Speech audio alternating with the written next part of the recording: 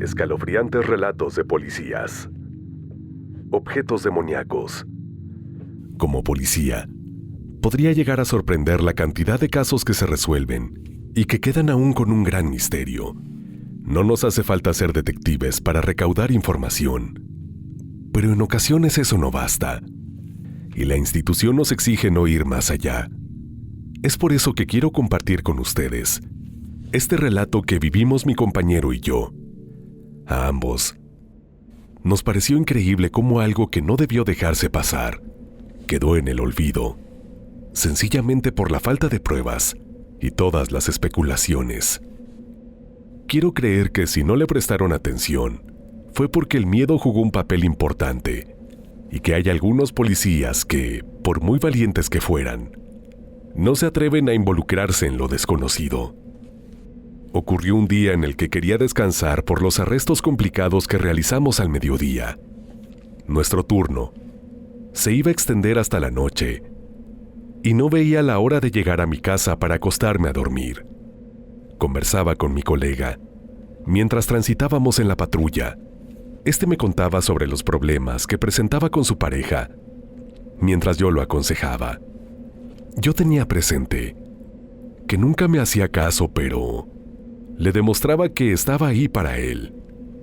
Nuestra amistad trascendió nuestro trabajo y nos relacionábamos fuera del uniforme que portábamos. Fue entonces cuando desde la central nos avisaron de una llamada de emergencia.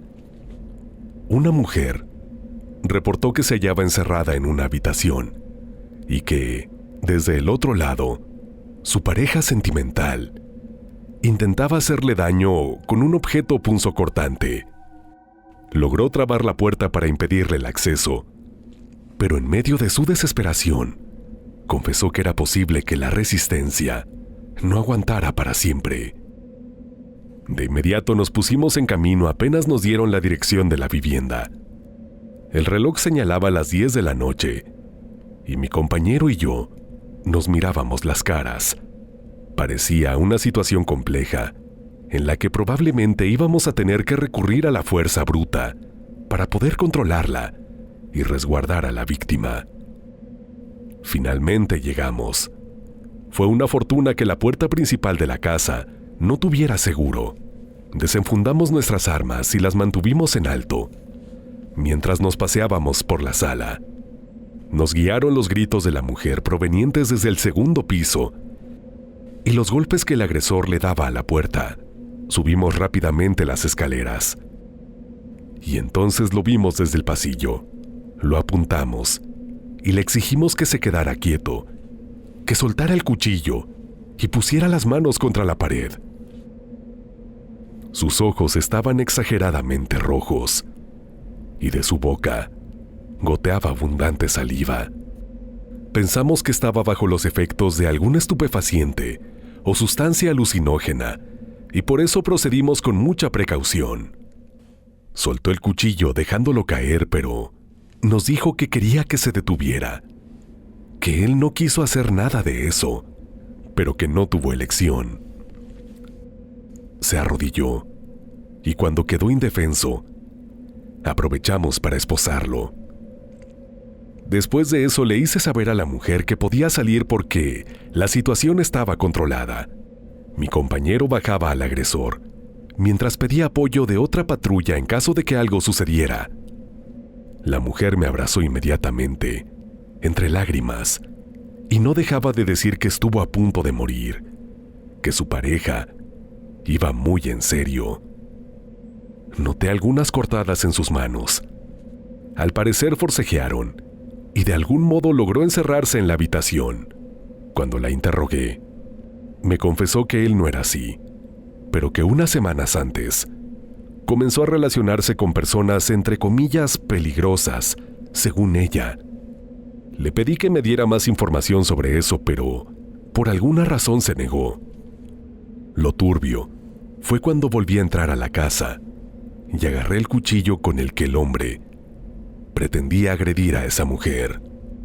No era algo ordinario, parecía hecho con hueso y tenía tallado algunos signos que pude identificar aparentemente como satánicos. Lo sé porque me gusta leer, y los reconocí. Eso de ahí no era un objeto común y corriente. Era la primera vez que veía algo como eso. Lo puse como evidencia y lo llevé a la central para que sirviera para recaudar información. Desafortunadamente, eso de nada sirvió, porque en poco tiempo condenaron al hombre y el caso se cerró. Por mucho que insistí, me prohibieron el acceso a la evidencia que yo mismo recaudé, y a la semana me enteré que fue trasladada a otro lugar. Pasó alrededor de un mes, y no podía sacarme eso de la cabeza. A pesar de todos los casos que tuvimos después de ese, algo me decía que no debía ignorar lo que pasó. Después de todo, presencié como un hombre con malas intenciones me decía que él no quería hacer eso, y que lo estaban obligando. No tenía sentido porque en la casa no había más nadie, pero los símbolos en el cuchillo me hacían considerar seriamente la idea de atribuirle todo eso a lo paranormal, o al menos a lo inexplicable. Fue entonces cuando recibimos otra llamada de emergencia. Desde la central nos informaron de un chico que decía que, entre comillas, alguien estaba intentando quitarle la vida en su apartamento. Recordé la llamada de aquella mujer. Parecía un caso sumamente parecido. Acudimos a la dirección de inmediato. Le dije a mi compañero que si eso tenía algún parecido con el otro caso, entonces interrogaríamos al agresor ahí mismo, en secreto de la institución, y que no pediría refuerzos hasta que se lo dijera.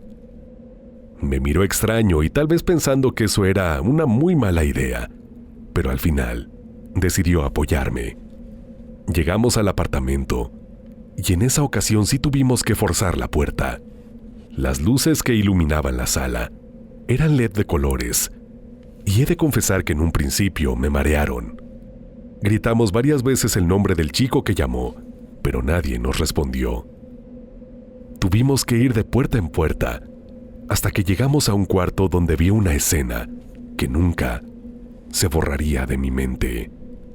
El mismo joven que nos llevó se hallaba provocándose heridas. Él mismo, con un cuchillo. Cuando nos vio lo hizo una última vez y luego arrojó el objeto punzocortante, estrellándolo contra la pared. Una vez que lo auxiliamos, nos dijo las mismas palabras del agresor de aquel caso, que no quería hacerlo, pero lo obligaron. Cuando la vida abandonó su cuerpo, se escucharon una especie de risas provenientes de las paredes. Mi compañero y yo nos miramos las caras. No estábamos locos de ninguna manera, pero decidimos no mencionarlo. Llamamos a la central para pedir hacer el levantamiento, y luego llegaron 2 patrullas más. Yo me dediqué a mirar aquel cuchillo solo para estrellarme con la realidad de que era el mismo de aquel caso, hecho de hueso con símbolos satánicos. El diseño era igual, sin ninguna diferencia. Me dije a mí mismo que llegaría al fondo de todo eso, pero rápidamente llegó mi compañero para decirme que no hiciera nada de eso, que lo mejor era no lidiar con lo desconocido. Me negué, pero luego me advirtió que de seguir así, pondría en riesgo mi carrera, porque no éramos cazadores de demonios ni nada de eso, y que en lo que a nosotros nos importaba, ese chico solamente se había quitado la vida a sí mismo, y ya. De mala gana tuve que aceptar lo que me dijo, y el cuchillo pasó a evidencia, que pronto desaparecería, sin dejar rastro, o al menos sin que nosotros supiéramos de su paradero. Después de eso supe de casos de mis compañeros que encontraron objetos similares, pero ninguno de ellos era tan curiosos como yo. Los ponían en evidencia y listo. Ahí se perdían. La última vez que vi un objeto como ese fue cuando iba en la patrulla lento, a un lado de la acera, y noté a un grupo de chicos que estaban golpeando a otro indefenso. Apenas me bajé salieron corriendo, y cuando me acerqué para ayudarlo, noté que estaba sacando algo de su cintura. Creí que era un arma, así que intervine y se lo quité rápidamente. Lo que sostuve en mis manos fue un cuchillo idéntico a los otros dos que ya había confiscado. Impactado le pregunté de dónde lo sacó. De mala gana me reveló que un hombre y una mujer se lo dieron cuando les dijo a estos sobre su afinidad por el satanismo. Y ellos se confesaron que eran miembros de una secta satánica. Quería llevarme a ese chico para la estación, pero mi compañero me lo impidió, alegando que debía dejar de relacionarme con eso de una vez por todas. Le hice caso, pero me llevé el cuchillo y al final terminé conservándolo. Nunca logré descubrir por qué nadie se interesaba por saber sobre esa secta, ni siquiera después de revelar lo que me dijo ese chico. Tuve que tragarme mis ganas de llegar al fondo de todo y seguir con mi vida para no correr el riesgo de perder mi empleo por andar metiendo las narices donde no debía. Debemos dar al niño. No tienen idea de lo difícil que es para mí escribir estas palabras. Durante muchos años he cargado con este remordimiento de conciencia y con el miedo de que tal vez Dios no me perdone por lo que mi compañero y yo hicimos. Es un tema muy delicado, pero quiero soltarlo, desahogarme, escribiendo esto porque la verdad ya no aguanto más. Mantendré mi identidad en el anonimato por razones personales y que ustedes pronto también comprenderán. De antemano quiero aclarar que no soy una mala persona, pero en aquella situación no tuvimos otra opción. Era eso, o atenernos a un destino desconocido y posiblemente lleno de terror. Era policía y vivía en una ciudad donde cada llamada de emergencia era sinónimo de algo totalmente desconocido e impactante. Muchas veces llegué a mi casa pensando en la maldad que habitaba en el corazón de algunas personas y en el coraje que tenían para realizar muchas atrocidades sin arrepentimiento alguno. Debido a eso, me dediqué a ir a misa cada domingo y dedicarle tiempo a Dios, pidiéndole perdón por todas las veces en las que me equivoqué y las otras donde tuve que hacer cosas que no me enorgullecen, pero que mi deber me obligaba. El mejor ejemplo para describir eso es el de la noche que cambió mi vida para siempre, de una manera tan drástica que ni siquiera las terapias pudieron ayudarme. El tiempo no me hizo olvidar, sino todo lo contrario, intensificó mi dolor. Todo comenzó con una llamada de emergencia que llegó a la central.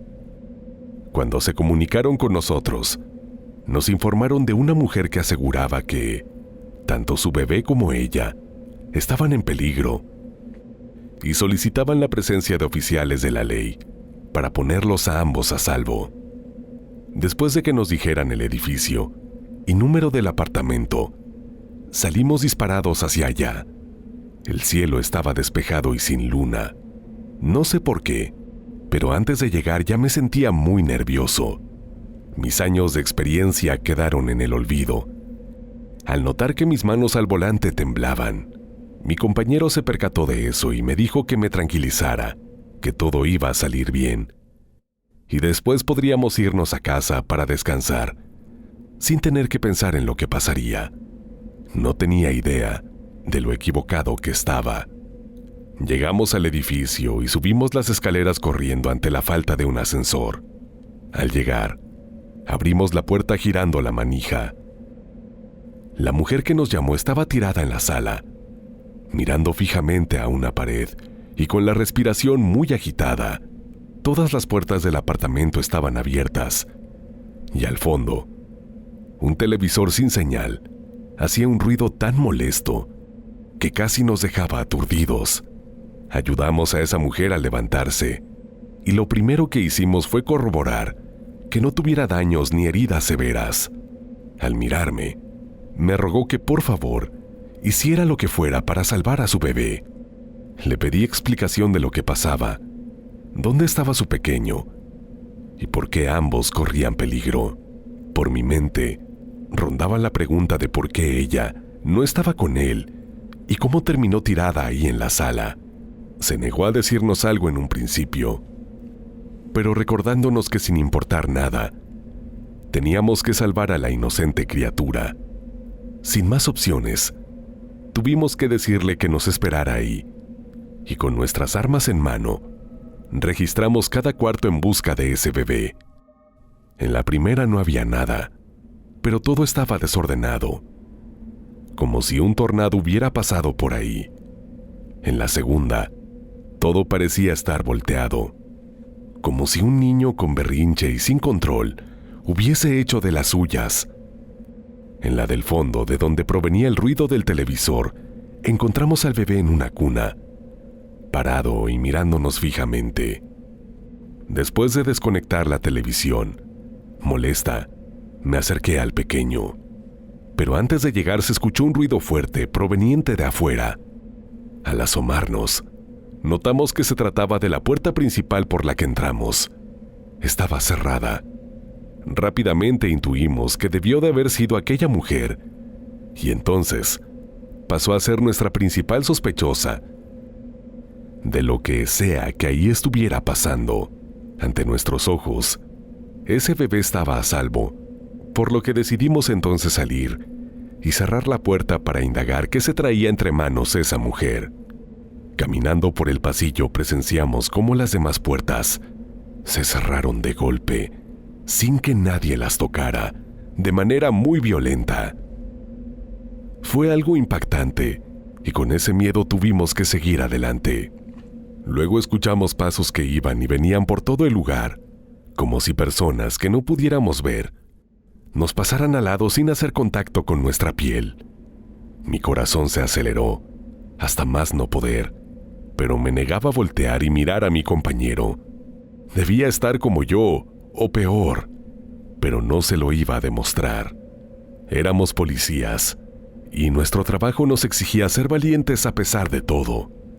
Antes de llegar a la sala, vimos cómo la mujer apareció corriendo hacia nosotros, pero de repente, algo que no podíamos ver agarró su pierna, haciendo que cayera, se golpeara la cabeza en el piso, y después la arrastró hasta estrellarla contra los muebles. Nos quedó claro que estábamos presenciando una actividad paranormal, muy intensa y aterradora. Corrimos para ayudarla, pero el golpe la dejó aturdida, con los ojos cerrados y tambaleándose de un lado para otro cuando la sentamos. En medio de nuestra desesperación, le gritábamos exigiéndole que nos explicara lo que estaba sucediendo. De nuevo repitió que nuestra prioridad debía salvar al bebé sea como sea. Desafortunadamente, perdimos el acceso a aquel cuarto donde la dejamos. La puerta quedó trabada, y ni con el mayor de nuestros esfuerzos podíamos abrirla. Lo mismo le sucedía a la principal, y para rematar, nuestros celulares y radios no tenían señal para pedir ayuda. Lo que me llevó a preguntarme cómo ella fue capaz de llamar a emergencias. Misterio que nunca resolvimos. Hasta ese momento, habíamos pensado que el terror no podía aumentar, pero estábamos equivocados.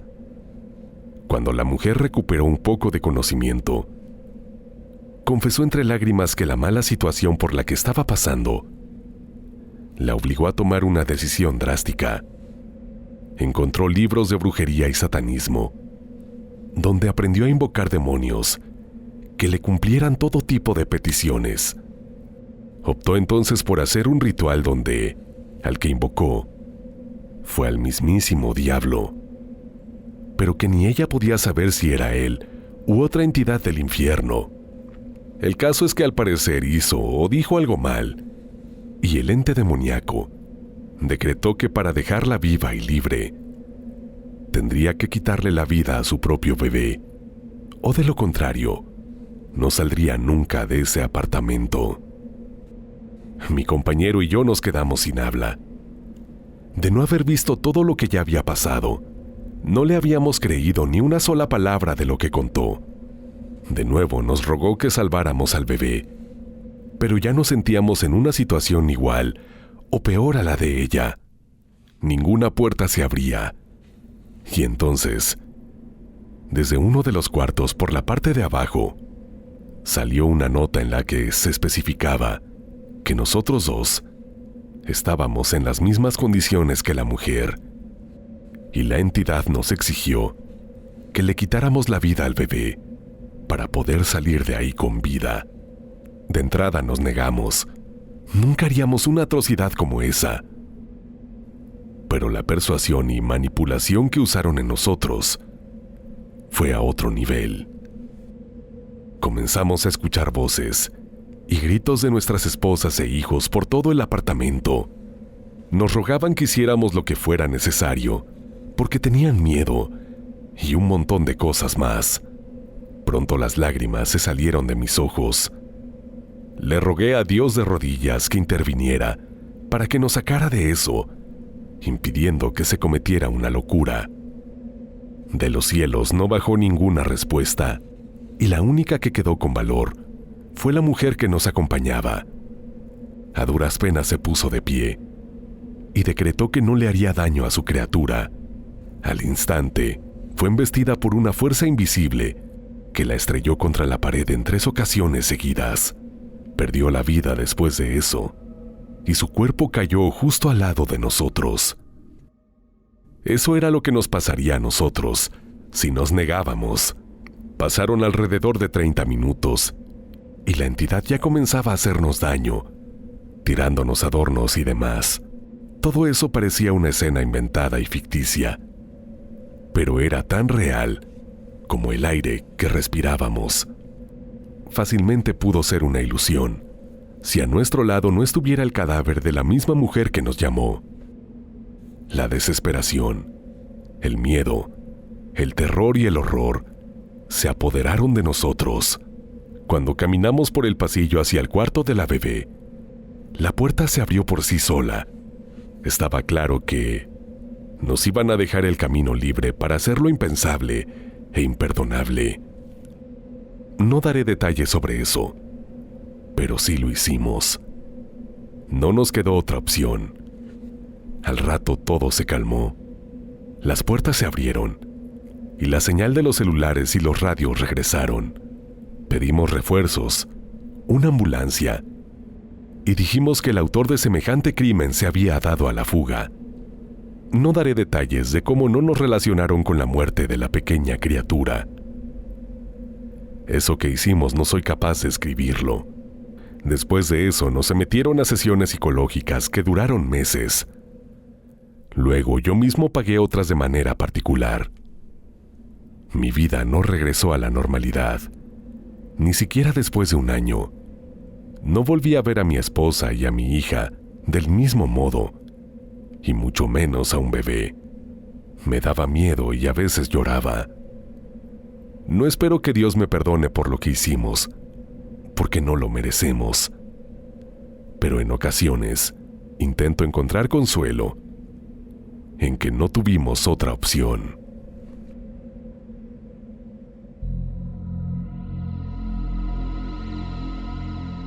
Querida comunidad extraordinaria, ¿cómo están? Muy buenas noches.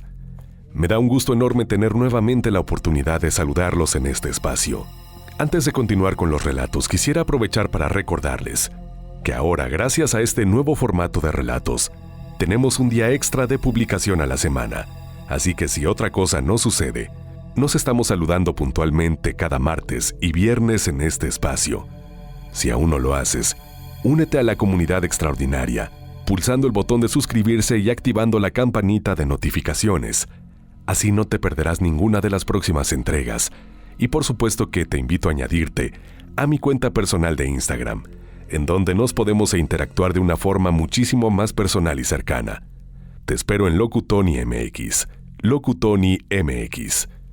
Querida comunidad extraordinaria, queda un relato más por conocer esta noche que, créanme, está cerrando con broche de oro esta aterradora compilación.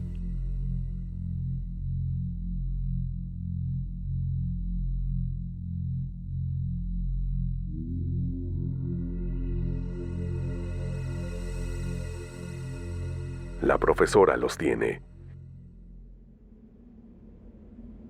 Esta fue una de esas ocasiones en las que tuve que asumir un rol de detective, que iba más allá de mi cargo como policía.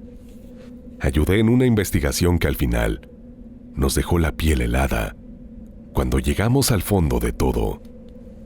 Quiero confesar que pasé noches sin dormir después de esto y que consideré seriamente el renunciar a mi profesión. Comenzó con un llamado de emergencia proveniente de una escuela privada. Nos informaron que un niño desapareció y no daban con su paradero. Al momento en que mi compañero y yo llegamos a la institución, lo hicieron también 2 patrullas más. Se veía como un caso muy serio. Lo primero que hicimos al entrar y hablar con los profesores fue descartar que el pequeño no estuviera en alguna parte de la escuela. Registramos por todos lados y no lo hallamos. Las cámaras de seguridad tenían problemas y eran muy pocas las que servían. De esas, ninguna logró captar nada que nos ayudara. De entrada, todo eso me pareció polémico y extraño. Un niño no desaparece así como así. Pero lo inquietante fue que nos llamaron antes de corroborar que estuviera en alguna parte de la institución. Se lo hice saber a mis colegas y esperamos ahí hasta que llegaron los padres del pequeño. Fueron ellos los que nos comentaron muy furiosos que ya eran varios niños los que desaparecían en esa escuela y ninguno había sido hallado hasta el momento. De inmediato, se inició una investigación sobre los profesores y demás. Mientras yo me dediqué a pasear nuevamente por los pasillos de la escuela, hasta que me encontré con un niño que me llamó cuidadosamente, como si se estuviera escondiendo de alguien. Le seguí el juego, y luego me confesó que había sido él quien llamó a la policía, pero que no le dijera nada a nadie, porque se metería en problemas. Eso explicaba la inquietud de por qué no revisaron en todos lados antes de llamarnos.